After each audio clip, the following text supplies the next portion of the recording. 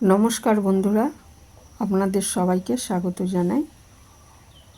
আমি আজকে কাঁচা আমের আরেকটা আচারের রেসিপি নিয়ে চলে এসেছি। এর আগে দুটো রেসিপি দেখিয়েছি। এইটা হচ্ছে কাঁচা আমের গোল্লা আচার। তো এখানে আমি কয়েকটা আম নিয়েছি।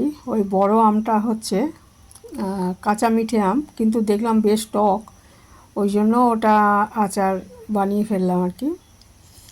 তো কাঁচা মিঠা আম বলে বিক্রি করলো, কিন্তু টক যা, এটা কাঁচা মিঠা আম বলে মনে হয় না, ওই জন্যই আচারে দিয়ে দিলাম।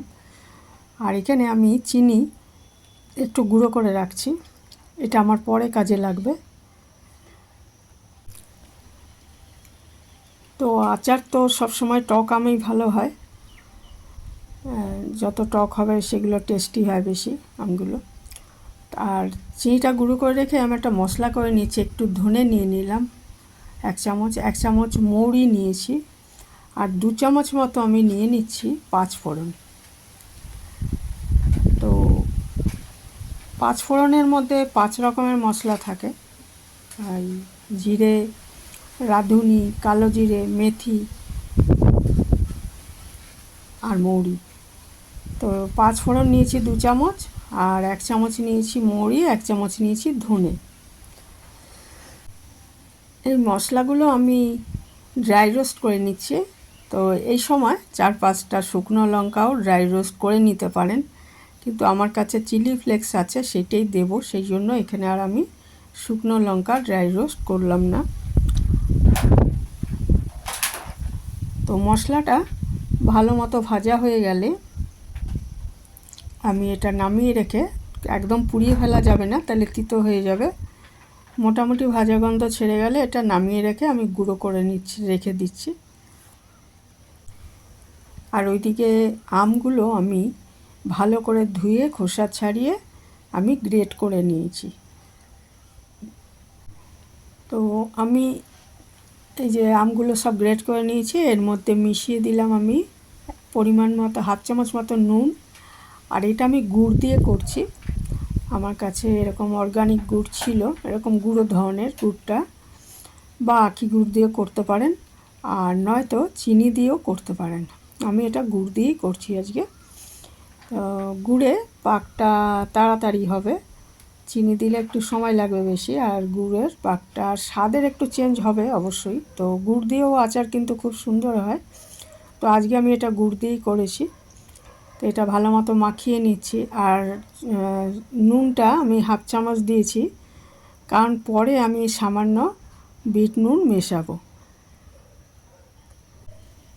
এই আচার করার সময় অনেকে ওই আমের যে রস একটুখানি বার করে দেন, তাতে পাকটা আরও তাড়াতাড়ি হয়, কিন্তু আমি ওটা রেখে দিয়েছি, কারণ এতে আচারটা খেতে বেশি ভালো লাগবে, সেই জন্য ওটা রেখে দিয়েছি। একটু বেশি সময় জাল করতে হবে, কারণ এটা পাক দিয়ে ঠিক নাড়ু যেভাবে আমরা করি, নাড়ু বা লাড্ডু করি যে, সেরকম পুরো জলীয় ভাবটা শুকিয়ে ফেলতে হবে। সেই জন্য ওই জলীয় ভাবটা অনেকে বার করে দেন, যে ওটা পাকটাও তাড়াতাড়ি হবে, আর ওটাই নাকি আচার বেশি দিন ভালো থাকে। তো যাই হোক, আমি এটা বার করিনি, এটা রেখে দিয়েছি। এবারে দেখুন ওই মিশ্রণটা আমি একটা কড়াইতে নিয়ে নিয়েছি, নিয়ে মিডিয়াম আছে এটা আমি জাল দিতে থাকবো। গুড় থেকেও জল ছাড়বে, আর আমের মধ্যেও ওই জলীয় ভাবটা রয়ে গেছে, আমি বাদ দিইনি।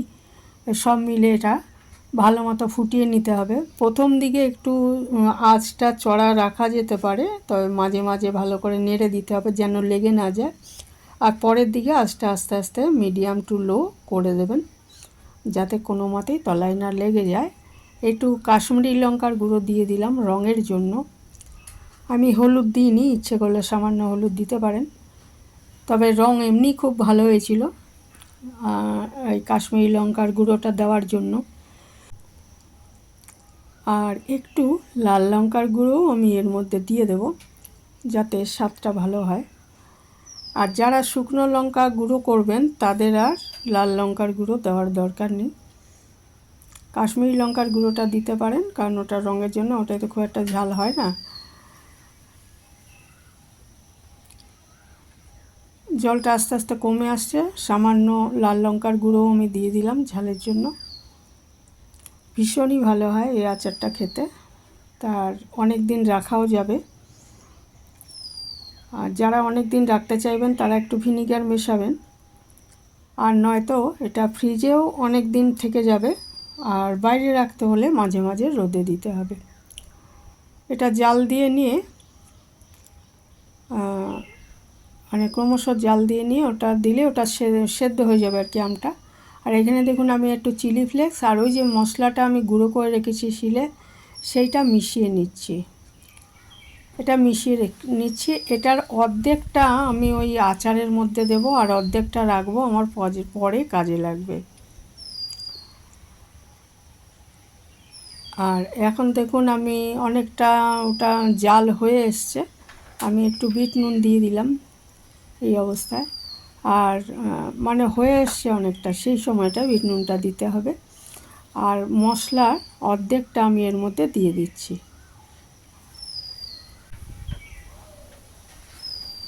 অর্ধেকটা মশলা দিয়ে দিলাম আর অর্ধেকটা রেখে দিচ্ছি, ওটা আমার পরে কাজে লাগবে।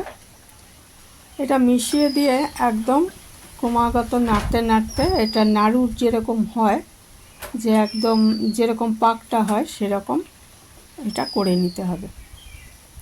জলীয় ভাবটা চলে গেলেই হয়ে যাবে এটা।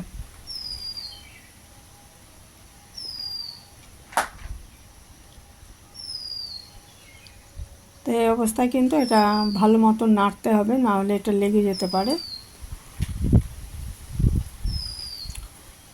এটা ভীষণ ভালো হয় আচারটা খেতে, এটা করে দেখতে পারেন।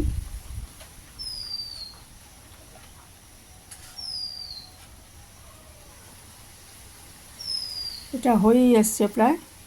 আর ওইদিকে আমি যে ভাজা মশলাটা রয়েছে অর্ধেক, তার সাথে একটু চিনি গুঁড়ো মিশিয়ে দেবো।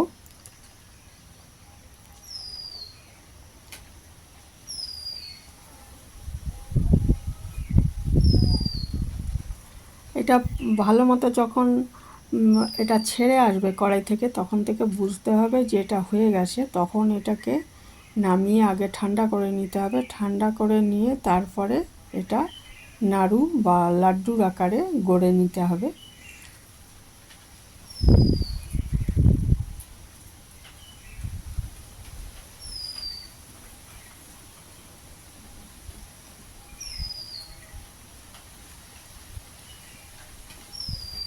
এটা দেখুন একদম কমে এসছে, এটা হয়েই গেছে প্রায়।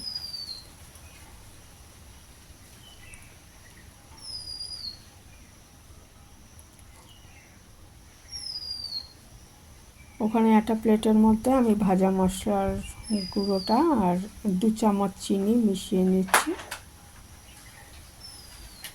2 চামচ কি 3 চামচ চিনি নিয়ে নিতে হবে। দিয়ে এটাকে ভালো মতো মিশিয়ে দিচ্ছি ভাজা মশলাটার সাথে।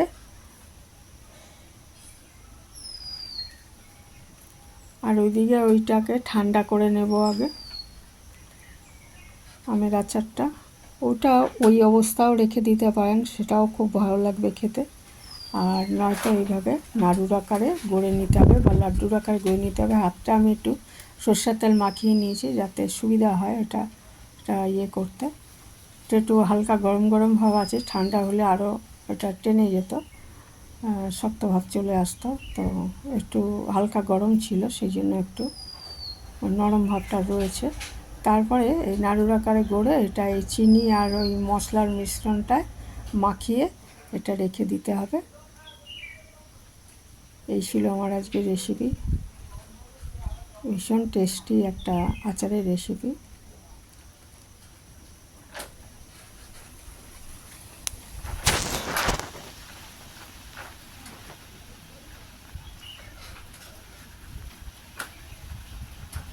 নতুন বন্ধু কেউ আমার চ্যানেলে এসে থাকলে চ্যানেলটা সাবস্ক্রাইব করার অনুরোধ রইল।